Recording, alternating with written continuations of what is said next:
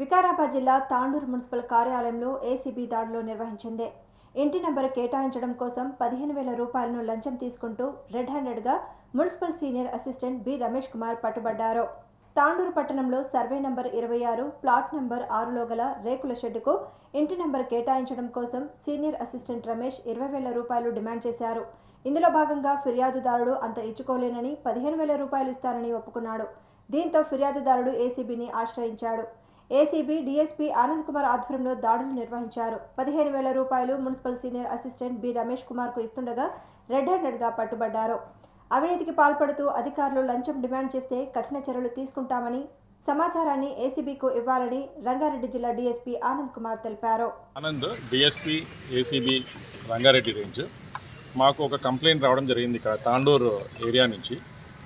ఏమనంటే మా కంప్లైంట్కి ఒక సర్వే నెంబర్ 26లో ఒక ప్లాట్ ఉంది. ఆ ప్లాట్లో అతను ఒక షెడ్ వేసుకున్నాడు, టిన్ షెడ్ వేసుకున్న తర్వాత ఆ టిన్ షెడ్కి ఒక హౌస్ నెంబరు అలాట్ చేయమని చెప్పి రిక్వెస్ట్ చేస్తూ ఇక్కడ ఒక అప్లికేషన్ ఇవ్వడం జరిగింది.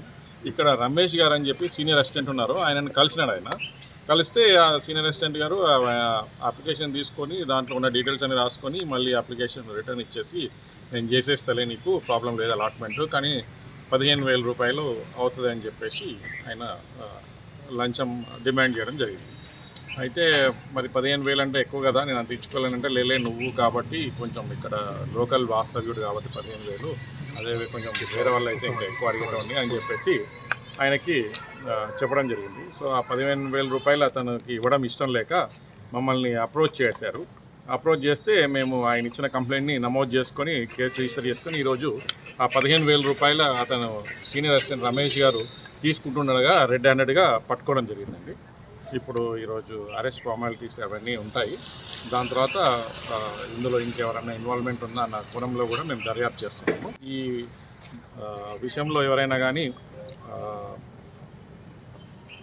డిమాండ్ చేస్తే ఏదైనా గవర్నమెంట్ ఆఫీస్లో పనిచేసే వాళ్ళు ఎవరైనా కానీ చేయాల్సిన పనిని చేయనికి డబ్బులు డిమాండ్ చేస్తే 1064 టోల్ ఫ్రీ నెంబర్కి కాల్ చేసి మాకు కంప్లైంట్ చేయాల్సిందిగా కోరుతున్నాం.